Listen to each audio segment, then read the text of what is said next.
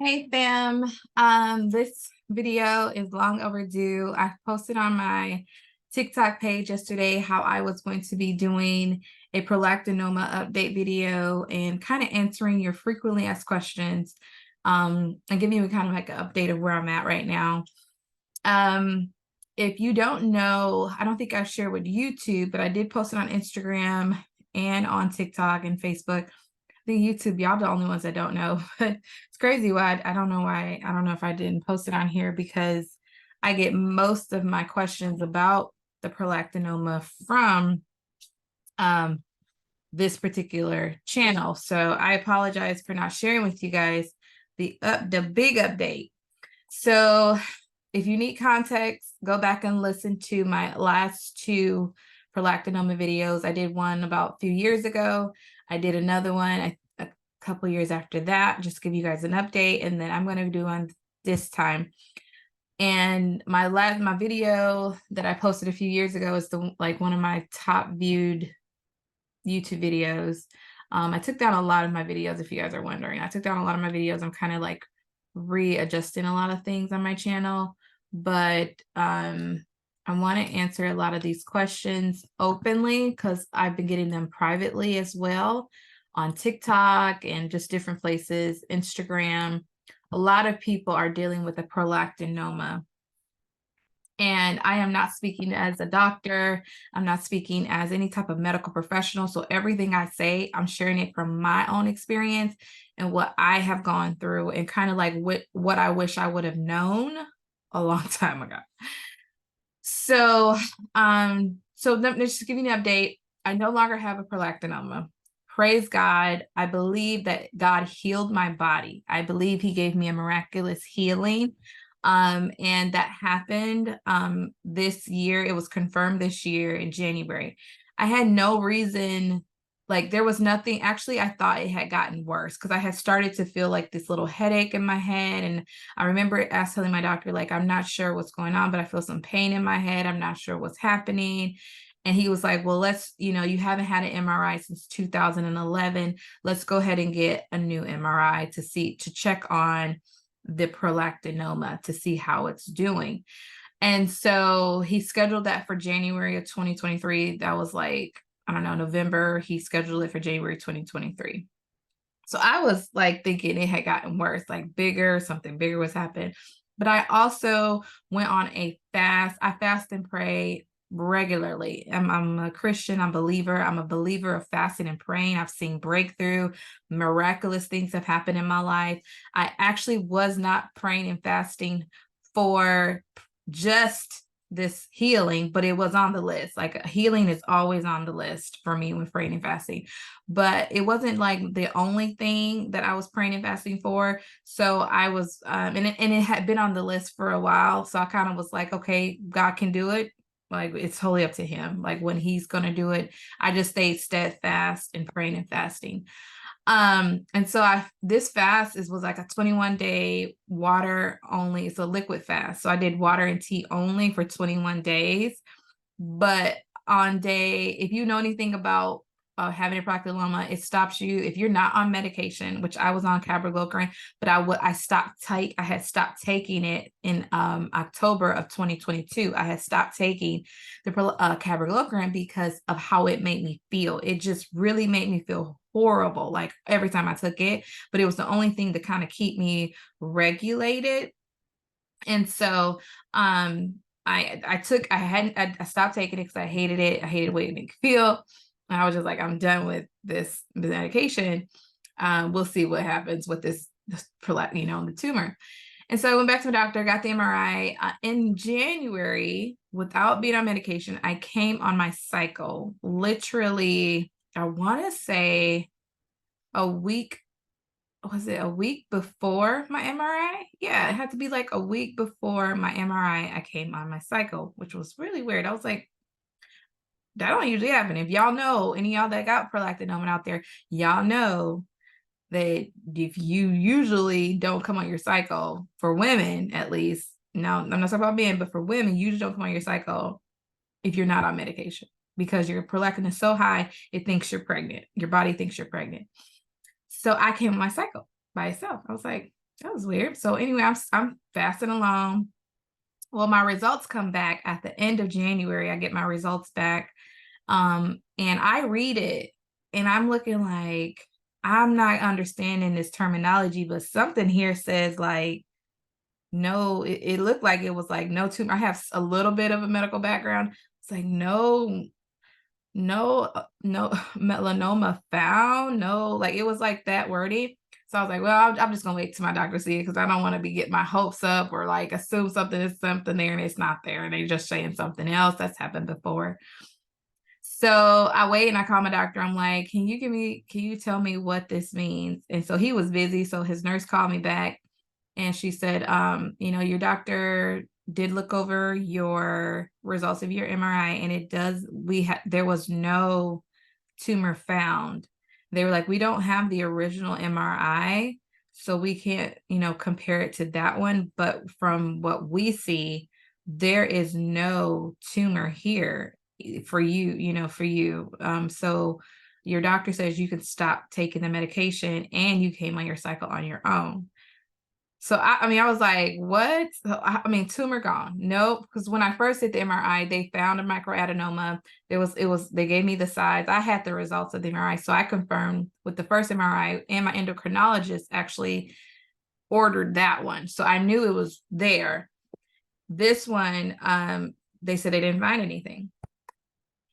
Praise God. So I celebrated, you guys. I posted it like everywhere except YouTube, which is very weird. But I celebrated all over social media, sharing, guys, my testimony. God healed me, right? God healed my body. I was able to get off that horrible medication. And I just said, I'm never taking it again. Right. So I went back to my doctor and they were checking my levels, my prolactin levels. And they were like, we want you to continue taking it, but because we want to see your levels come down a little bit more. But I told my doctor, no. I said, it feels like my neurons are on fire. Like my brain is on fire and I have high anxiety. It's the worst feeling ever. I don't want to take it. I'm done. And so she was like, oh, it's interesting. I've never heard of that. She said, I've never heard anybody having this bad reaction in terms of how you feel to this medication. I'm like, if you are sleeping under a rock, because there are whole communities on social media that are saying the same thing, you must be sleeping under a rock. And I literally told her that. I was like, for 10 years, I've been feeling this way. So she said, well, let's mark that as a severe reaction to the medication. I said, I've been saying that for 10 years. Like, what are you talking about? You're a severe reaction. You're just now just deciding like to put that in my notes. And she's like, well, I didn't know it was that bad. I'm like, it's been the same. So anyway, I got super mad at her. And because I feel like she could have done other things. And to this day, I feel like I'm still like healing from just this like anger that I had. Like I'm like forgiving her, this anger I had, because I feel like I trusted her and I thought she was giving me the right thing to do. And honestly, I feel like she did the best she could with the knowledge she had. Without that medication, I don't know if I would have children. Actually, I know I would have, because what I know now is that I have not taken not one medication, and my no cabergoline. I don't have a tumor. My prolactin has come down on its own, y'all. On its own. I think it has to do with stress and nutrition. In my opinion, again, I'm not a doctor, I'm not a neurologist, I'm not an endocrinologist, I ain't nobody like that.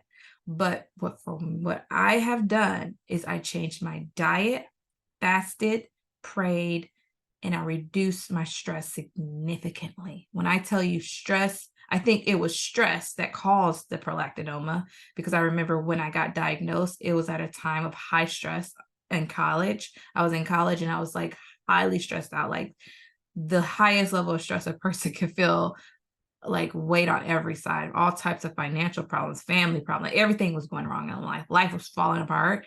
And then I got diagnosed and I got this thing, I stopped having my cycle and they found this thing and it was just like, it was horrible.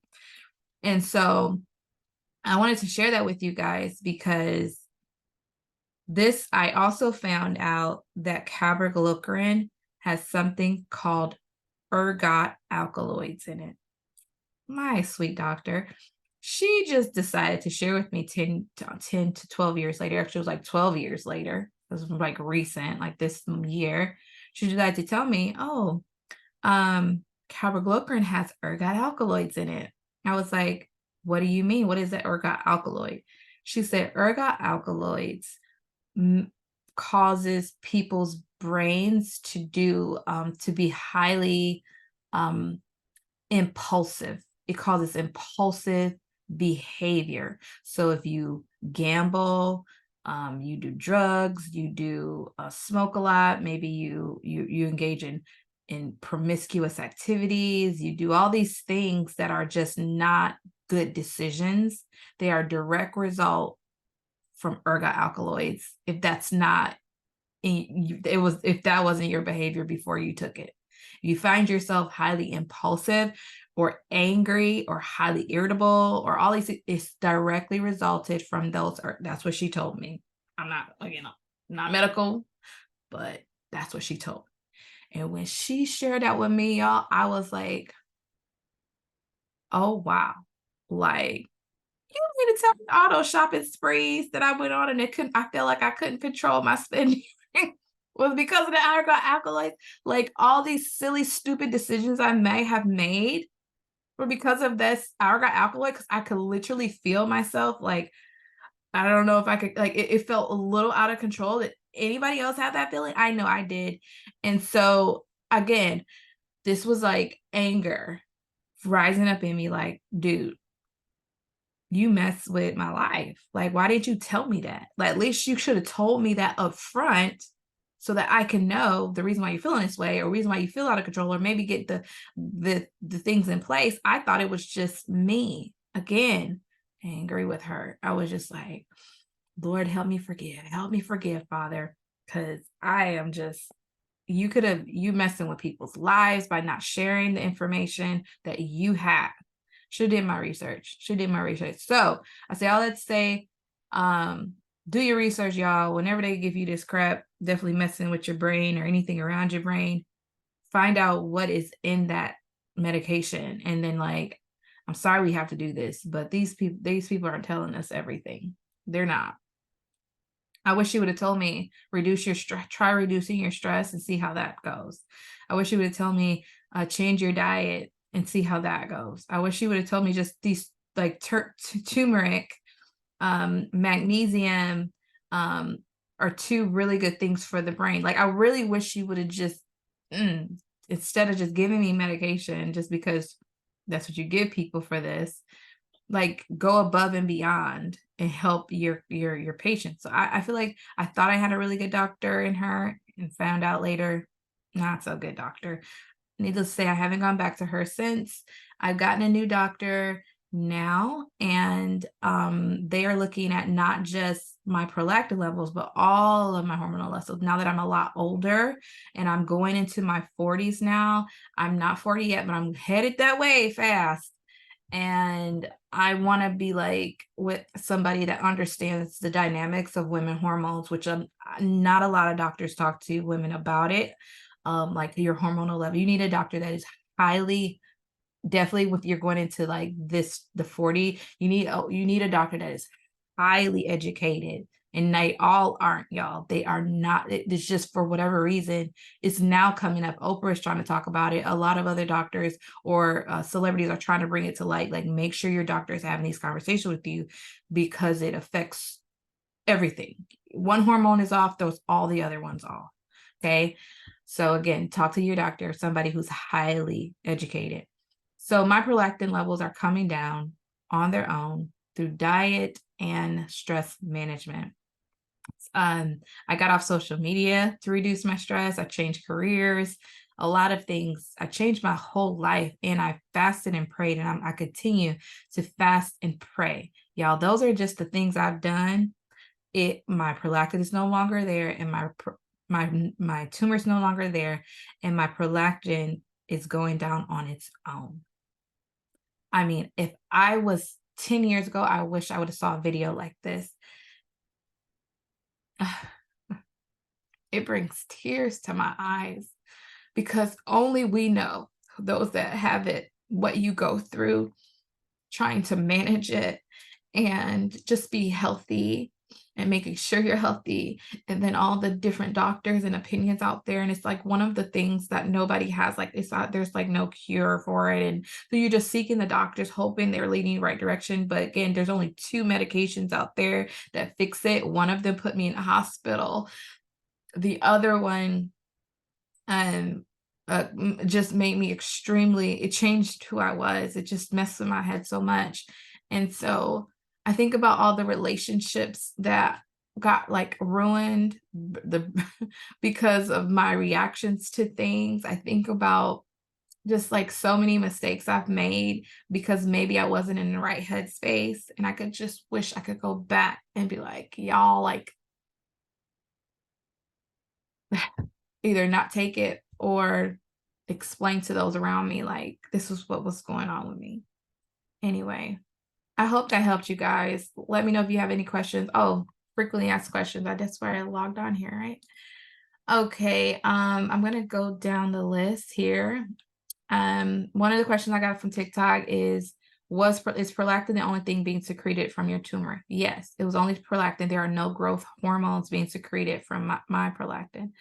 It says, why don't you want to get surgery? I didn't want to get surgery because I don't want anybody messing with my brain. I just don't want anybody that close to my brain and my eye, because the prolactin is underneath your brain, right behind your eyes.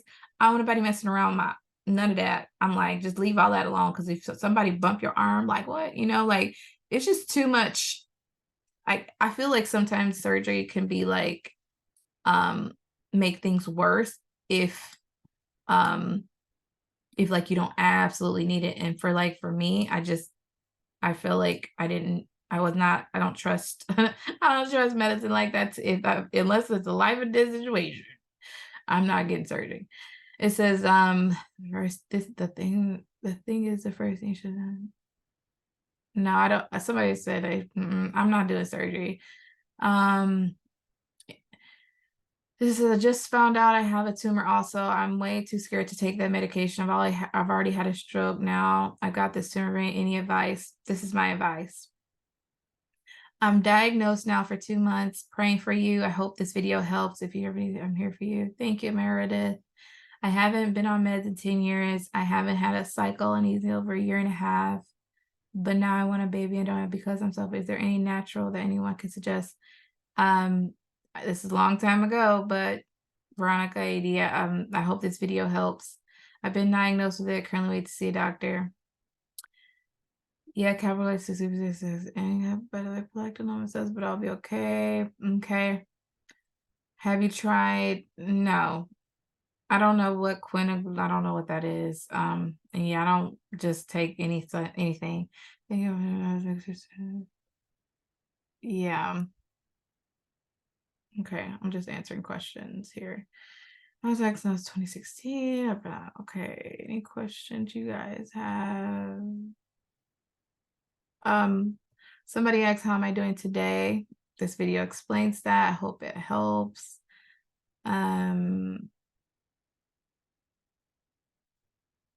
Okay, any questions? So, okay, a lot of you guys have a lot of experience, and I am so glad that you felt like there's people sharing their stories. I get it. It's rough. Somebody asked me, how long did it take to get pregnant? It took me about a year and a half, which is not too bad. But we also stopped and started there, that too. Of trying to conceive is like a draining process. So you just want to like,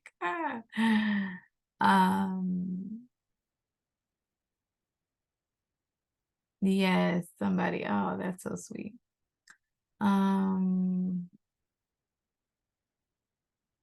Okay, I'm just trying to find any questions that you guys have. Here is a lot of people on this video that is just sharing their story.